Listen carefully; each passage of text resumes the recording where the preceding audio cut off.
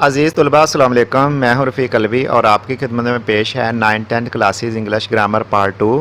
और अगर आप चैनल पर नए हैं तो पार्ट 1 के लिए चैनल को सब्सक्राइब कर लीजिए ताकि आपके पास वो मुफीद वीडियो भी पहुंच जाए। तो लीजिए हम आगाज़ करते हैं फ्रेज़ से। फ्रेज़ को उर्दू में मुहावरा कहते हैं और ग्रुप ऑफ वर्ड्स इसकी डेफिनेशन है। Group of words without subject is called phrase. ये मुकम्मल जुमला नहीं होता बल्कि अल्फाज का ग्रुप होता है, जैसे यूज़फुल रोल, मुफीद करदार, लुक आफ्टर देखभाल। फ्रेज़ की काइंड में से पहला है नाउन फ्रेज़ और noun phrase is a subject और ऑब्जेक्ट ऑफ वर्ब। किसी भी वर्ब का नाउन फ्रेज़ सब्जेक्ट या ऑब्जेक्ट होता है। तो यहाँ पर जुमला है आ रोलिंग स्टोन गैदर्स नो मास। अब रोलिंग स्टोन जो फ्रेज़ है ये गैदर से पहले लग गया, गैदर वर्ब है तो इसका सब्जेक्ट बन गया, तो ये बन गया नाउन फ्रेज़ आ रोलिंग स्टोन गैदर नो मास। सिमिलरली नेक्स्ट है आ केयरलेस पर्सन थिंक्स नथिंग। तो आ केयरलेस पर्सन नॉन फ्रेज़ है क्योंकि थिंग्स वर्ब्स का जो सब्जेक्ट बन गया है, तो पूरे जुमले में a careless person noun phrase हुआ। अब हम नॉन फ्रेज़ को वर्ब के ऑब्जेक्ट के तौर पर यूज़ करेंगे। तो जुमला है they are working in my factory. Working यहाँ पर वर्ब है और माई फैक्ट्री उसका ऑब्जेक्ट है, जो कि नॉन फ्रेज़ हुआ और साबित हो गया कि non phrase is the subject और ऑब्जेक्ट ऑफ वर्ब। नेक्स्ट है वर्ब फ्रेज़। एक वर्ब से ज़्यादा वर्ब पर मुश्तमिल अल्फाज का ग्रुप वर्ब फ्रेज़ कहलाता है। जैसे द चाइल्ड केप्ट वीपिंग, इसमें केप्ट वीपिंग वर्ब फ्रेज़ है। ही वेंट वर्किंग, इसमें वेंट वर्किंग वर्ब फ्रेज़ है। हमारा नेक्स्ट है एडजेक्टिव फ्रेज़। एडजेक्टिव फ्रेज़ से मुराद ऐसा फ्रेज़ होता है जो एडजेक्टिव का काम करता है और वो नाउन के मतलब में इजाफा करके एडजेक्टिव का काम करता है। फॉर एग्ज़ाम्पल यहाँ पर हमारे पास एक फ्रेज़ है विद स्माइल।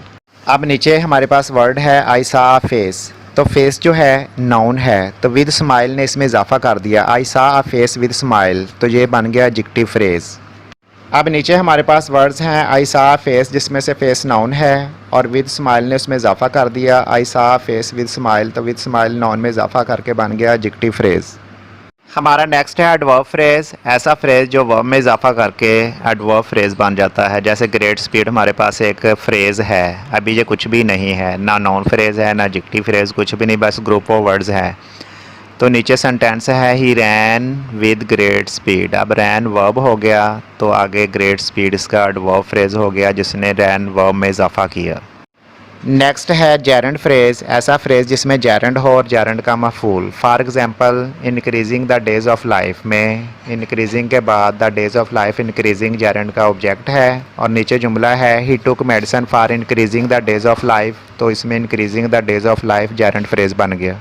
हमारा नेक्स्ट है इन्फिनिटिव फ्रेज़। इन्फिनिटिव इन्फिनाइट से है जिसका मतलब होता है बेइंतहा बेहद, लेकिन यहाँ पर जिन उर्दू फ़िक्रात के आखिर पर ना नी ने आता है उन्हें हम इन्फिनिटिव कहते हैं। जैसे टू गो जाने के लिए, टू ईट खाने के लिए, टू हेल्प मदद करने के लिए।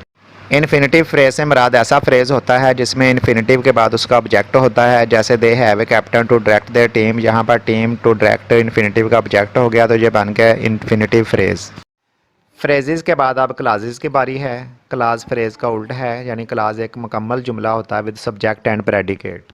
क्लासेस में हमारा पहला है noun class. Subject and verb मिलकर नाउन क्लास बनाते हैं। जैसे आई नो, आई इसमें सब्जेक्ट है, नो वर्ब है, तो पूरा जुमला हुआ I know what I can do. इसमें आई नो वाट जो है नाउन क्लास है। इस तरह के words how, that, what, whatever, when, where, why मिलकर नाउन क्लास बनाते हैं। नेक्स्ट है एडजेक्टिव क्लास। इसमें रिलेटिव प्रोनाउन का बड़ा अहम किरदार होता है। I saw a boy who was crying, इसमें रिलेटिव प्रोनाउन कंजक्शन का काम देते हैं जो कि नीचे दर्ज हैं। इनको अच्छी तरह याद कर लीजिए, who, which, whose, whom, that. Next है एडवर्ब क्लास। तो एडवर्ब क्लास के साथ ही इंडिपेंडेंट और डिपेंडेंट क्लास भी समझाती जाएगी क्योंकि इन तीनों का एक दूसरे के साथ बड़ा गहरा तल्लक है।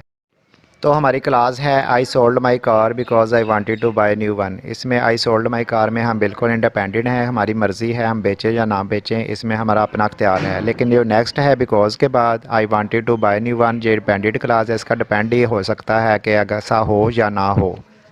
सिमिलरली आफ्टर, आल्दो, दो, बिकॉज, डैट और अनलेस, इफ़, सिंस जैसे अल्फाज जो हैं ये एडवर्ब क्लास बनाते हैं। क्लासेस के बाद बारी है अब पार्टिसिपल की। सिफ़त फ़ेली को पार्टिसिपल कहते हैं। तो पार्टिसिपल में पहला नंबर है प्रेजेंट पार्टिसिपल का। इंग फॉर्म जब वर्ब का काम करती है तो इन फ़िक्रात को हम प्रेजेंट पार्टिसिपल कहते हैं। जैसे I am working, I was working, I will be working. लेकिन प्रेजेंट पार्टिसिपल की दूसरी किस्म है एडजेक्टिव के साथ इसका इस्तेमाल होना, जैसे स्मोकिंग मैन में स्मोकिंग एडजेक्टिव है और वर्किंग मैन में वर्किंग एडजेक्टिव है, लेकिन यहाँ इनको प्रेजेंट पार्टिसिपल कहते हैं। नेक्स्ट है पास्ट पार्टिसिपल।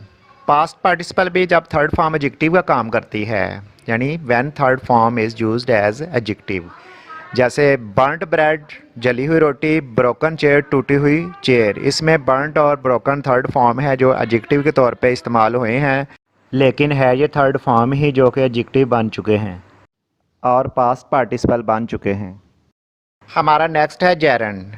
जब इंग फॉर्म बतौर नाउन इस्तेमाल हो तो हम उसे जेरंड कहते हैं, जैसे आई लाइक ड्राइविंग। अब ड्राइविंग में इसमें काम नहीं अभी हो रहा, ये ड्राइविंग है। इस तरह स्मोकिंग इज़ बैड हैबिट, अब इसमें कोई स्मोकिंग नहीं कर रहा बल्कि स्मोकिंग एक नाउन के तौर पर इस्तेमाल हुई है। अब हमारा नेक्स्ट है कंडीशनल सेंटेंसेस, शर्तिया फ़िक्रात। शर्तिया फ़िक्रात इबारत के दो हिस्से होते हैं। फ़िक्रा है अगर वो आएगा तो मैं जाऊंगा, if he comes I will go. इसमें पहला हिस्सा प्रेजेंट डेफिनेट टेंस में हम इस्तेमाल करेंगे और दूसरा जो है फ्यूचर इंडेफिनिट टेंस में होगा। नेक्स्ट है कंडीशनल टाइप 2। अगर वो आया तो मैं जाऊंगा, अगर वो आया ये पास्ट इंडेफिनिट टेंस है तो मैं जाऊंगा ये फ्यूचर। इफ़ ही केम, इसमें सेकंड फॉर्म इस तरह लगेगी पहले हिस्से में और आगे विल की बजाय वुड का इस्तेमाल होगा। If he came I would go, क्योंकि जिन फ़िक्रात में पीछे पास्ट हो आगे विल की बजाय वुड का इस्तेमाल किया जाता है। कंडीशनल टाइप थर्ड है अगर वो आता तो मैं जाता। ये खालिस्तान मासी का फ़िक्रा है, इसे प्रेजेंट डेफिनेट टेंस ना समझ बैठिए। इफ़ ही हैड कम, ये पास्ट परफेक्ट में होगा और अगला है फ्यूचर परफेक्ट में आई वुड हैव गॉन, लेकिन यहाँ पर भी विल के बजाय वुड का इस्तेमाल करेंगे क्योंकि पीछे हैड थर्ड फॉर्म है। If he had come I would have gone.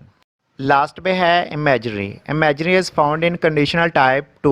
Conditional type 2 में इमेजरी पाई जाती है, यानी आरजू तमन्ना ख्वाहिश। फॉर एग्जांपल अगर मैं अमीर होता तो गरीबों की मदद करता। इफ़ आई वर रिच, इसमें वर का इस्तेमाल करेंगे चाहे ही शी टी ही क्यों ना हो। If I were rich I should help the poor. अब लास्ट पर अगर आपको नरेशन में प्रॉब्लम है या एक्टिव पैसिव सेंटेंसेस टेंसेस में, तो चैनल को सब्सक्राइब कर लीजिए ताकि आपके पास इससे भी ज़्यादा मुफीद अच्छी वीडियो पहुँचती रहें।